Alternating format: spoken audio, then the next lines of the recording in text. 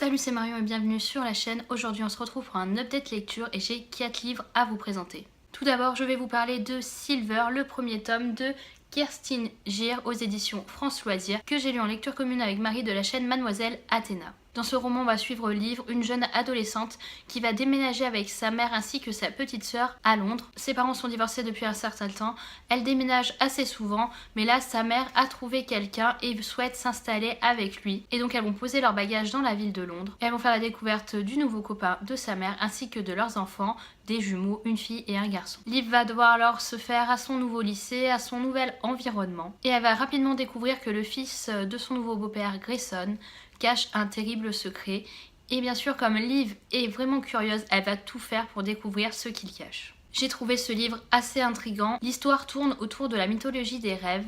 Je n'avais encore jamais lu de livre qui parle de rêves. J'ai mis pas mal de temps à m'attacher à Liv parce que je la trouvais assez stéréotypée, vraiment une adolescente basique, lambda, et l'auteur n'est pas parvenu à me faire ressentir de fortes émotions pour elle. Par contre, j'ai adoré sa petite sœur Mia, qui elle m'a fait beaucoup rire, et heureusement qu'elle était là dans cette histoire parce que elle détendait vraiment l'atmosphère. La mythologie autour des rêves m'intéressait vraiment beaucoup, mais j'ai trouvé qu'elle n'était pas assez développée dans ce premier roman, et c'est ce qui m'a un petit peu manqué au final. On n'en avait pas assez.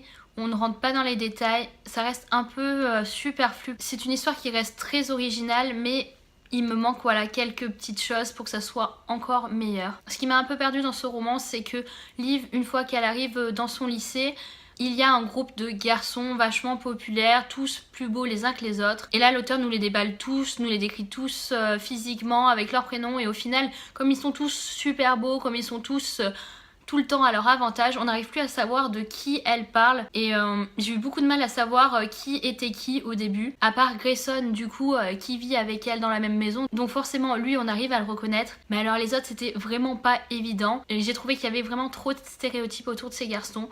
Ils sont tous beaux, ils sont tous intelligents, ils sont tous dans une école prestigieuse, ils sortent tous avec des belles filles. Et c'est ce qui m'a aussi empêché de vraiment m'attacher aux personnages.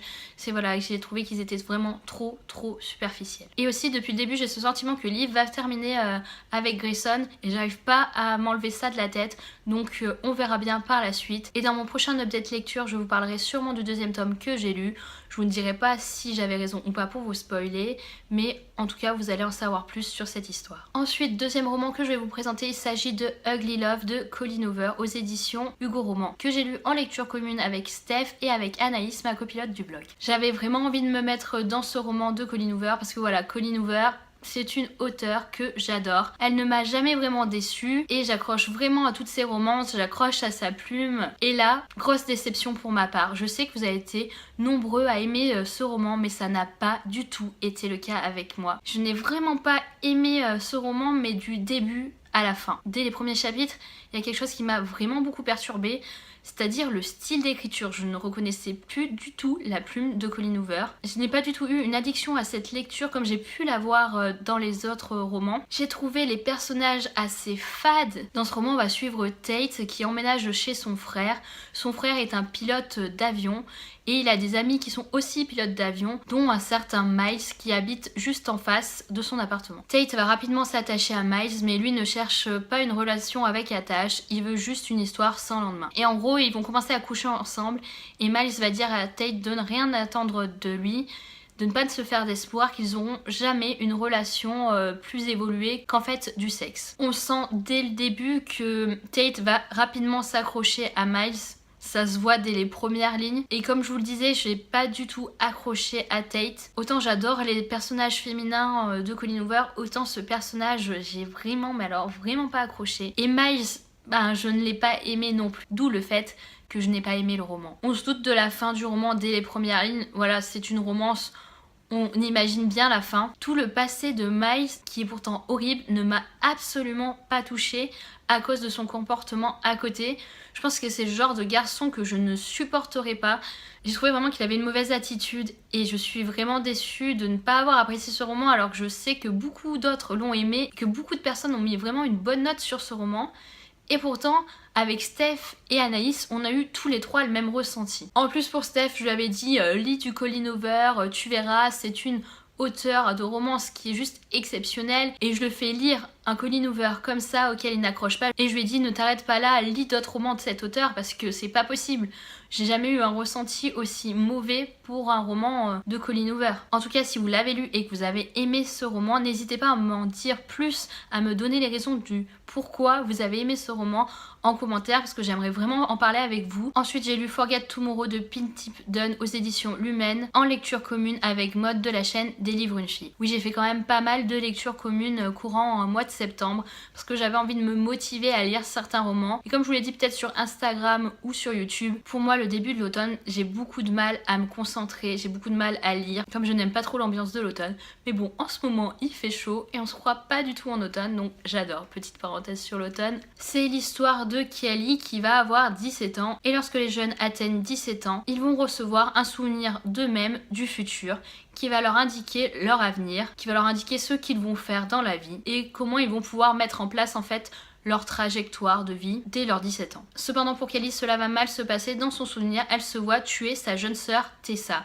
sa sœur qu'elle adore, sa petite sœur chérie, sa sœur qu'elle protège, donc elle ne comprend vraiment pas pourquoi elle a un souvenir comme celui-ci et surtout elle se dit que ce n'est pas possible, que ça ne peut pas se réaliser car elle aime vraiment sa sœur. Et dans cette société, lorsqu'un souvenir met en avant un crime, les personnes sont enfermées pour ne pas qu'elles réalisent celui-ci. Grâce à un de ses anciens amis, Logan, dont elle n'a pas adressé la parole depuis 5 ans à cause de lui qui a arrêté de lui parler du jour au lendemain, elle va s'échapper de cette prison. Et alors on va les suivre tous les deux essayant de compromettre le futur destin de Cali. De base c'était un résumé qui me faisait terriblement envie, une histoire qui pouvait réellement m'accrocher. Et j'en ressors avec un avis assez mitigé. L'histoire de base était intéressante mais je n'ai rien trouvé d'original au niveau de ma lecture. Je n'ai pas trouvé les personnages si attachants que ça et finalement j'ai eu comme une impression de déjà vu, même si je n'ai pas vraiment lu le même genre d'histoire.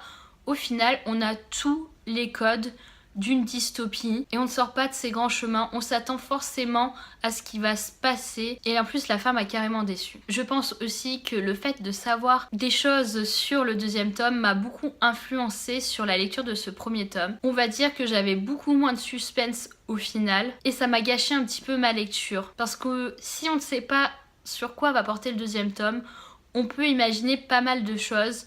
Alors que là, on sait déjà comment ça va se passer. En gros, on a plusieurs pistes et du coup ça rend la lecture beaucoup moins agréable. Cependant, je suis vraiment motivée à lire le deuxième tome. On va sûrement le lire au mois de novembre en lecture commune aussi. J'en ai entendu que du bon sur le deuxième tome et j'espère vraiment accrocher avec le deuxième tome.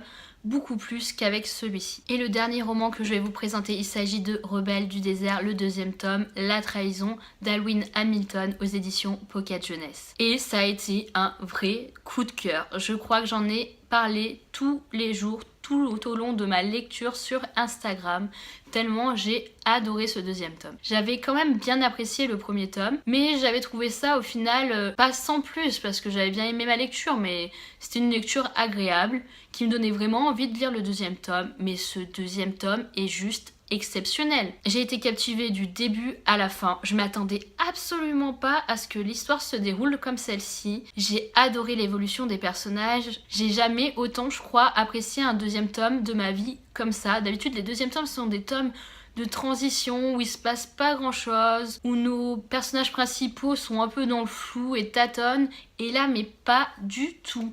Là, il se passe tellement de choses, il y a tellement d'actions, de rebondissements que ça fait vraiment plaisir de lire des deuxièmes tomes comme celui-ci. Comme ça fait un petit moment que j'avais lu le premier tome, je vais quand même vous faire un rapide résumé de celui-ci et je vais pas trop vous en dire sur le second tome parce que j'aurais peur de vous spoiler. Dans Rebelles du désert, on suit Amani qui est une jeune adolescente. Elle vit dans le désert, mais elle veut absolument quitter celui-ci. Elle ne sait absolument pas qui est son père et sa mère est morte depuis un certain temps. Elle vit donc chez son oncle et elle ne supporte plus l'ambiance de cette famille-là. Amani a son propre caractère, elle ne se laisse pas faire et elle va faire la rencontre de Jin, un jeune garçon qui va l'aider à s'échapper de ce désert. Mais Jin, lui, est recherché pour trahison. Les deux jeunes gens vont alors s'aider l'un l'autre, Amani pour quitter le désert et Jin pour se faire oublier et pouvoir se cacher au plus loin de cette armée qui le recherche. Amani, à travers son voyage, va faire connaissance avec Jin et elle va se rendre compte que celui-ci a un rôle important dans la guerre qui oppose le sultan à son fils. Et malgré elle va se retrouver au milieu de cette guerre. Dans ce deuxième tome, tout le côté surnaturel, tout le côté autour des djinns est vraiment développé. Et c'est vraiment les petites choses qui me manquaient dans le premier tome. Et là, dans ce deuxième tome, on en apprend tellement que forcément on est intrigué et qu'on a envie de savoir ce qui va se passer avec Amani et qu'on défile les pages de plus en plus vite, qu'on a vraiment envie de savoir ce qui va lui arriver. Et la fin de ce deuxième tome, est-ce qu'on en parle? La fin est tellement what qu'on se dit, il me faut ce troisième tome en fait. Il me le faut tout de suite maintenant, mais il n'existe même pas encore en VO. Il n'est même pas encore sorti en VO. Et je me dis, mais comment vais-je faire pour attendre la sortie en VF, vu que j'ai le premier tome en VF et le second tome en VF? Je vais pas acheter le troisième tome en VO. Mais franchement, oui, quand même. Je pense que je vais craquer, c'est pas possible. Il me faut la suite de ce roman. C'est tellement addictif. Amani, elle est tellement pas dans les stéréotypes de ces jeunes filles adolescentes. Elle a du charisme, elle en veut, elle va tout faire pour s'en sortir. Et elle est tellement pas niaise comparée aux autres. J'aime les héroïnes fortes qui savent ce qu'elles veulent. Et ça fait plaisir de la suivre. En tout cas dans cette histoire. Voilà, mon update lecture est terminé, j'espère qu'il vous aura plu. Si vous avez lu un de ces livres, n'hésitez pas à m'en parler en commentaire. Et sinon j'espère que je vous aurai au moins donné envie de lire un de ces romans, même si pour certains je n'ai pas eu un avis très positif. Nous on se retrouve la semaine prochaine pour une nouvelle vidéo. Salut!